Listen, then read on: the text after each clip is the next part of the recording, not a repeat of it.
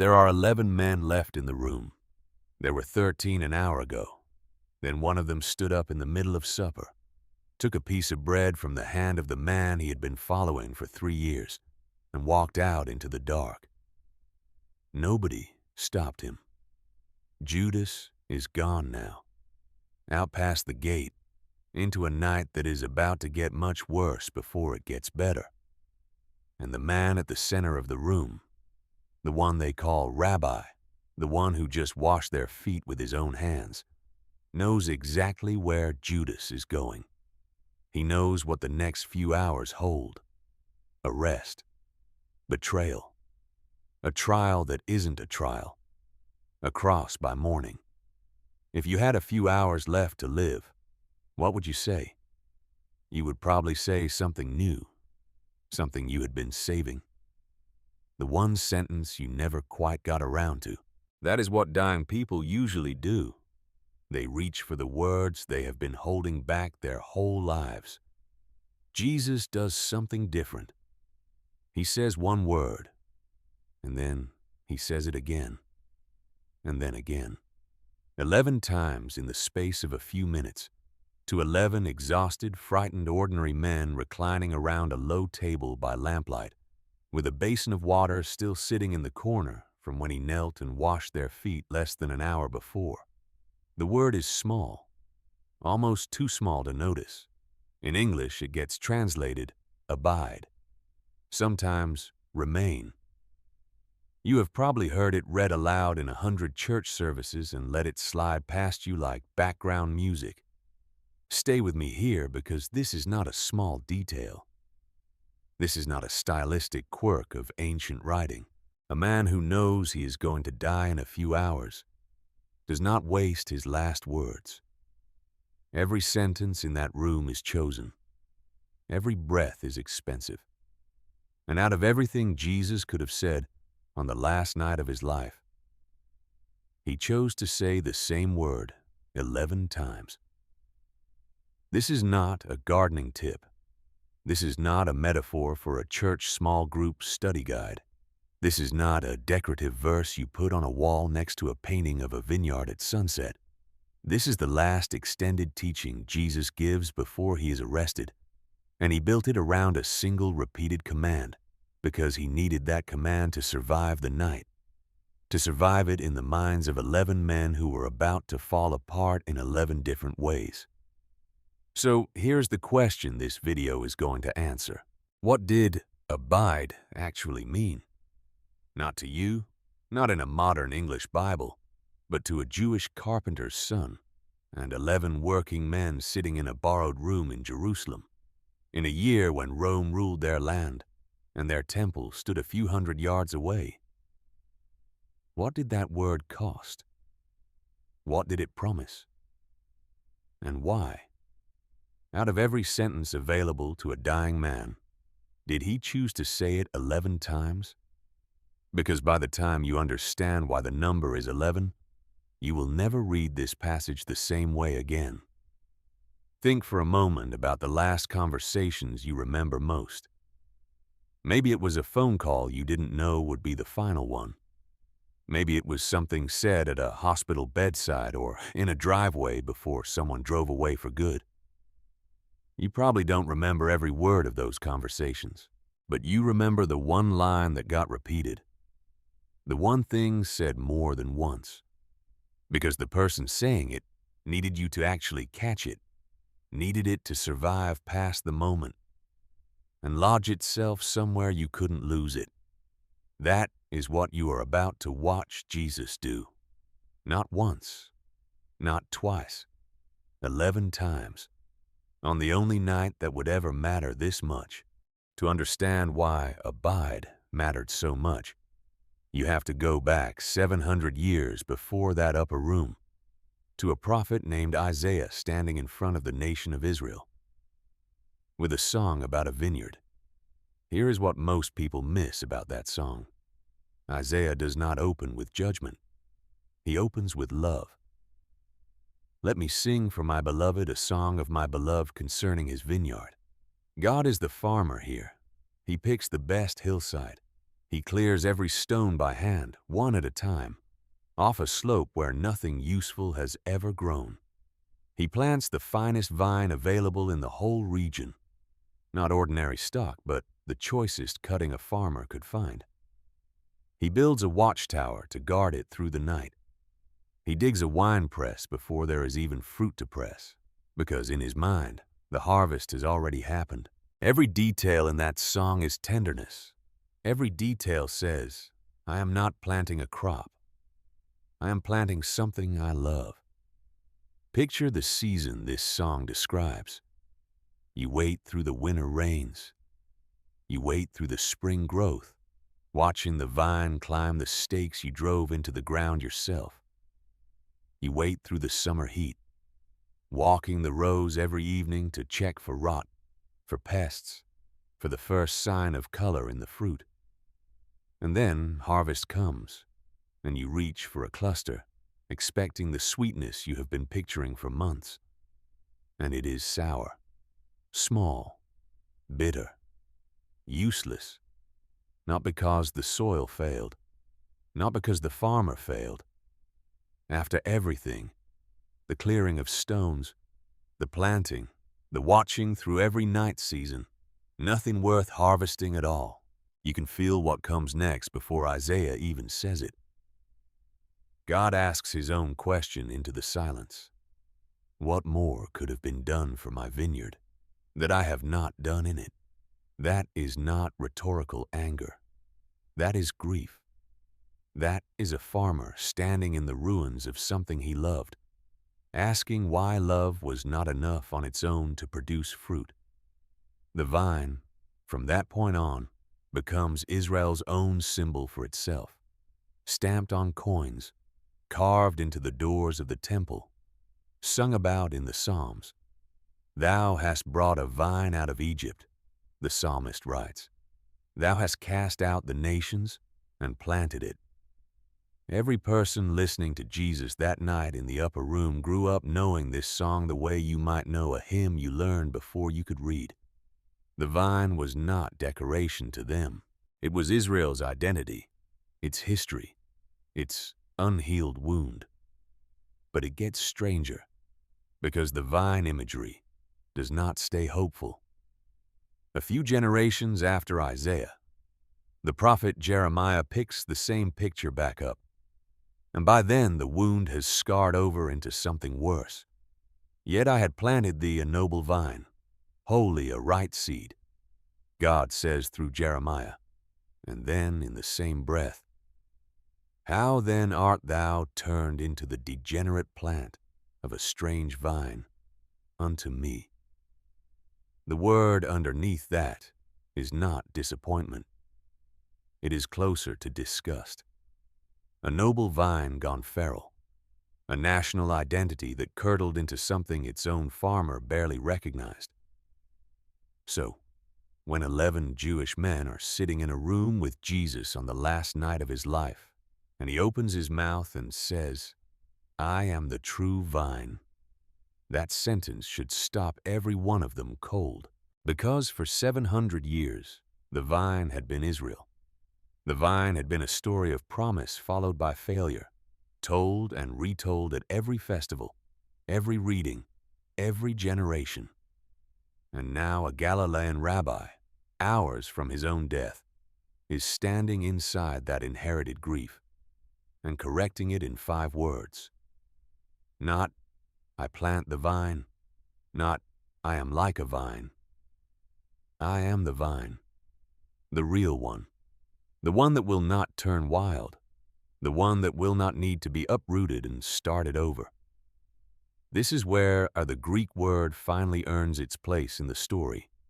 Jesus says it like this, abide in me and I in you. The word underneath abide is meno, and it is not a soft word. It does not mean visiting. It does not mean checking in occasionally or believing something true about Jesus from a comfortable distance. Meno means to stay put, to dwell, to remain rooted in one place long enough that you cannot easily be pulled out of it. Ancient writers used the same word for a soldier holding a position under fire, and for a person staying inside a house through a storm rather than running out into it. In fact, the oldest sense of the word is domestic. It is the word you would use for staying in someone's home rather than wandering from house to house. This is not a suggestion for the spiritually curious. This is the language of shelter, of a roof over your head on a night when the wind will not stop. And Jesus does not say it once. He says it once, and then he says it again, in the next breath, to men who are terrified and about to scatter into the dark. So here is the pattern so far. For 7 centuries, the vine meant Israel, and Israel's own story with that image was one of promise followed by failure. Jesus stands in a room hours before his death and quietly rewrites the whole picture. He is the vine now, and the word he chooses to build everything else on, meno, abide, stay rooted, is not decoration. It is the hinge the entire discourse turns on. If a video like this is helping the pattern click for you, hit subscribe now, because we are about to get to the part where the number 11 stops being a coincidence and starts being the whole point. Now hold that thought, because this same conversation, in this same room, has already exposed 2 very different kinds of fear. A little earlier that night, Jesus told the 11 he was going away, and that they knew the way to where he was going. Thomas, the one who will later need to touch the wounds in Jesus' hands before he believes the resurrection is real, spoke up immediately. Lord, we know not whither thou goest, and how can we know the way? You can hear the anxiety in the question. Thomas is not being difficult. He is a man who needs certainty before he can move, and he has just been told to trust a path he cannot see the end of. Jesus answers him gently, I am the way, the truth, and the life. Not a map, not a set of directions Thomas could double-check, a person to stay close to instead. And a few minutes before this conversation, in the very same room, Peter made a promise. Jesus had just told the 11 that they would all fall away that night, that even Peter would deny him 3 times before the rooster crowed. And Peter, impulsive, loyal, sure of his own strength the way only a man who has never actually been tested can be sure, pushed back hard. Though I should die with thee, yet will I not deny thee. He meant every word of it. You can hear the sincerity underneath it even now. And within a few hours, standing in a courtyard beside a charcoal fire, a servant girl will ask him a simple question, and Peter will deny knowing Jesus 3 separate times before the sun comes up. Here is the part nobody tells you about that failure. Peter's problem was not a lack of love. It was not a lack of courage in the abstract. This is a man who will later pull out a sword in a garden and take a swing at an armed guard without a moment's hesitation. Peter's problem was that he was trying to produce loyalty, courage, faithfulness out of his own willpower, disconnected from the very thing Jesus had just told him to stay rooted in. He was a branch trying to grow grapes through sheer determination, cut off from the vine, without even realizing yet that he had been cut off. And this is exactly the danger Jesus names a few sentences later in this same discourse. As the branch cannot bear fruit of itself, except it abide in the vine, no more can ye, and except ye abide in me. Not, it is harder, not, it is less effective, cannot. The branch does not have the biological capacity to produce fruit alone. It is not a matter of trying harder. It is a matter of what a branch is, and is not, capable of doing by itself. To understand how physically real this image was to the 11 men listening, you have to picture where they had spent their entire lives. Jerusalem, in the 1st century, was ringed by working vineyards on nearly every surrounding hillside. the Roman geographer Strabo and the naturalist Pliny the Elder. Both wrote about the reputation of Judean wine. It was not a regional curiosity. It was known and traded across the empire. Archaeologists have uncovered terraced hillsides, stone wine presses cut directly into the rock, and storage jars at sites like Khirbet Kana and Ain Gedi, evidence of a wine industry that had been running for centuries without interruption. A vineyard in that world took years of patient cultivation before it produced anything worth harvesting at all. You could not rush it, and you could not fake it. Every man in that upper room had almost certainly pruned a vine with his own hands, or watched his father do it as a boy, or walked past terraced hillsides on the road up to Jerusalem that very week for Passover, with watchtowers standing over the rows like silent guards. Imagine making that walk yourself. Dust on your sandals, the smell of crushed grapes still lingering near a winepress cut into the rock beside the road. Rows of vines climbing stakes on every hillside you pass, some heavy with fruit, some clearly dead and cut back to bare wood, waiting to be gathered for kindling. You would not need anyone to explain this image to you. You would have grown up inside it. There is one more detail worth knowing here, and it makes the moment even heavier. The Jewish historian Josephus, writing later in the 1st century, described the entrance to Herod's temple in Jerusalem. The temple, standing a few hundred yards from this very room, is decorated with an enormous golden vine, its clusters of grapes carved as tall as a man.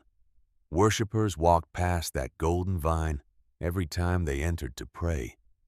It was, quite literally, the national emblem carved over the doorway to God's house. So when Jesus tells 11 men sitting a short walk from that temple, "I am the true vine," he is not reaching for a random image.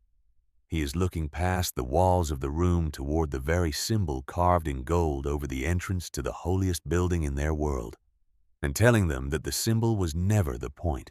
He was. So when Jesus talks about branches being cut off and thrown into a fire, "If a man abide not in me, he is cast forth as a branch and is withered, and men gather them and cast them into the fire, and they are burned." This is not poetic exaggeration for 11 farmers turned fishermen. It is exactly what happened to dead vinewood in the vineyards they walked past every single day. Dry, cut branches had no other use. You could not build with them. You could not eat them. The only thing dead vinewood was ever good for was fuel. Here's the part nobody tells you about fruit in this passage either.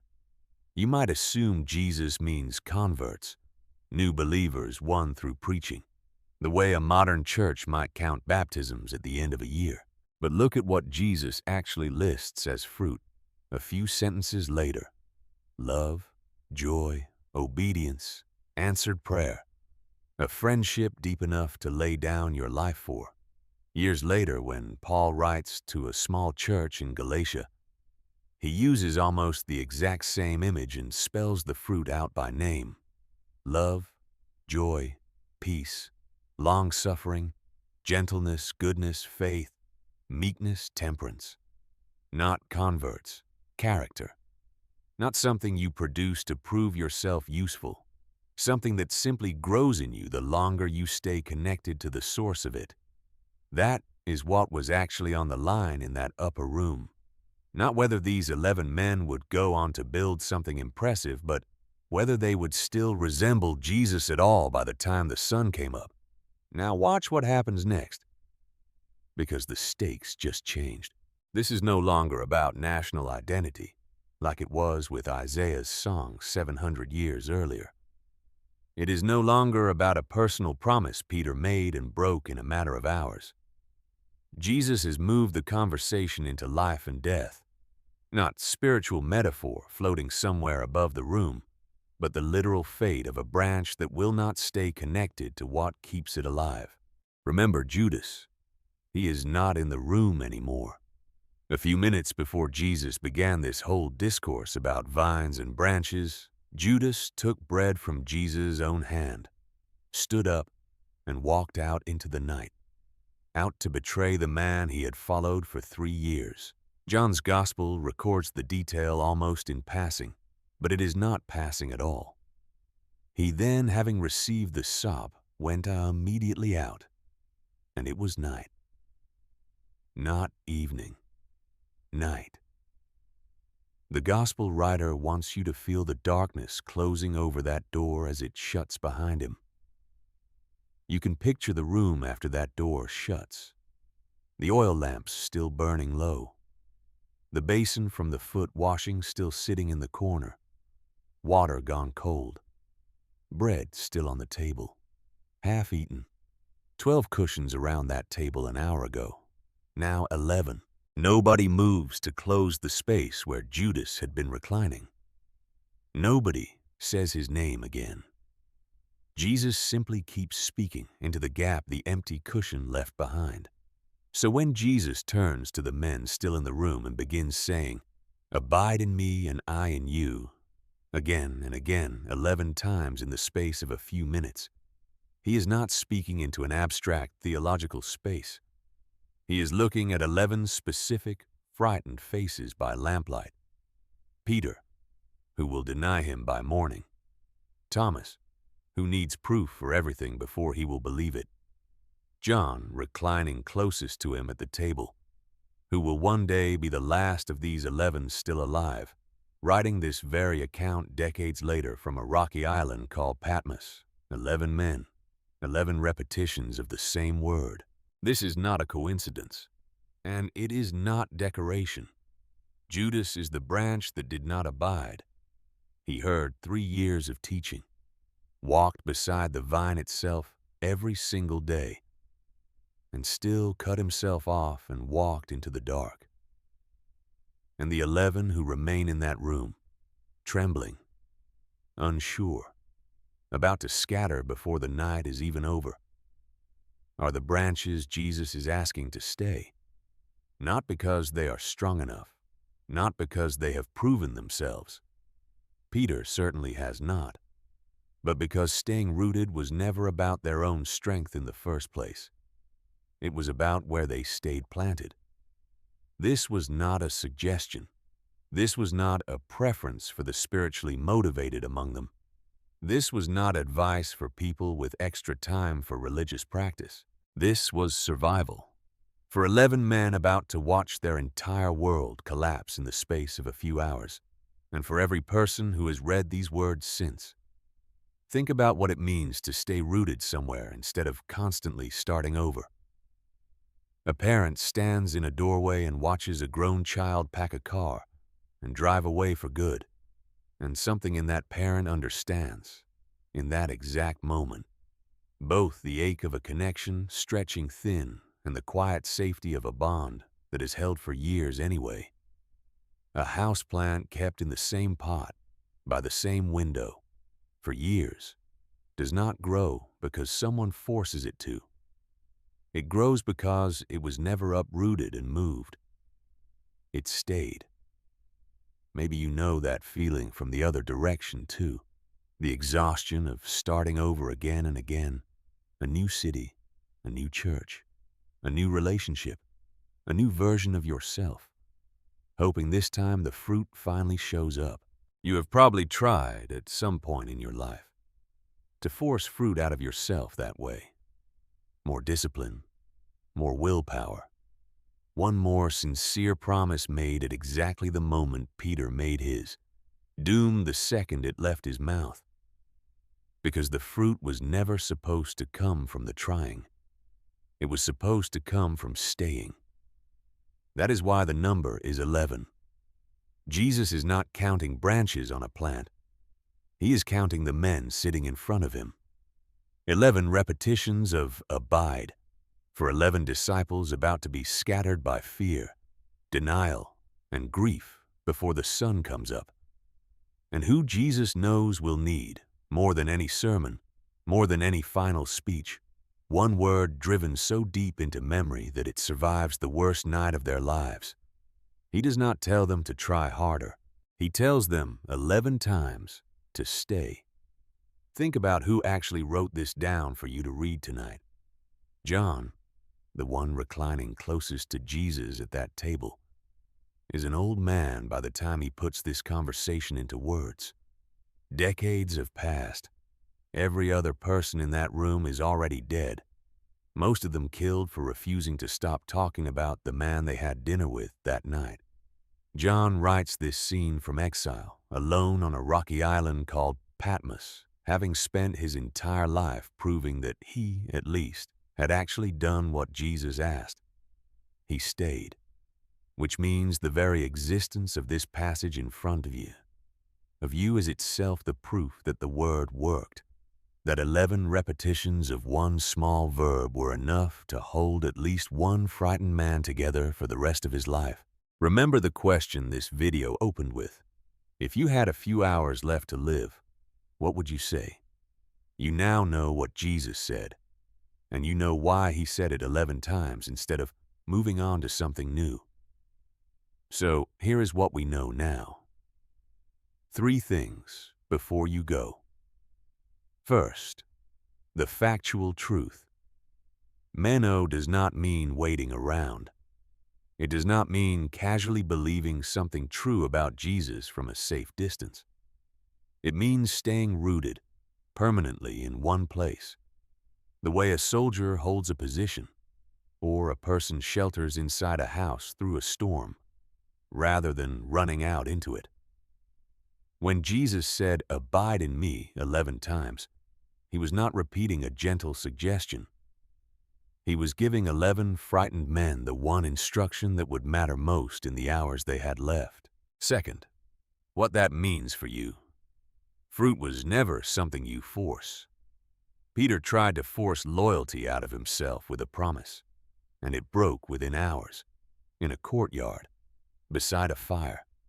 Thomas tried to force certainty out of a question he was not ready to have answered, and Jesus gave him a person to stay close to, instead of an answer to memorize. A branch cannot manufacture grapes through effort, no matter how sincere the effort is. Whatever you have been straining to produce in your own life, patience, faith, love, forgiveness, the strength to keep going one more day, was never meant to come from trying harder in your own power. It comes from staying connected to the source of it in the first place. Stop forcing the fruit. Stay in the vine. And third, the one to actually sit with tonight. Jesus said the word 11 times because he already knew that by morning, Peter would deny him 3 times by a fire. Thomas would refuse to believe the resurrection to his own face. And every one of them would scatter into the dark, the same way Judas already had. He was not giving them a word for their best moment. He was giving them a word for their worst one, because that is when a person actually needs to know where home is, not when everything is going right, when everything is falling apart. Which of those 11 men do you relate to the most right now? Peter, making a promise you are not sure you can keep? Thomas, needing proof before you will trust? Or one of the quiet ones in the room who is not even named in the story, just staying because staying was the only thing left to do? Tell me below. Because on the last night of his life, with every reason to say something new, Jesus said one word, 11 times. To 11 men who were about to fail him in almost every way a person can fail someone. And he still said, "Stay." Not because they were strong enough, because that was where life was.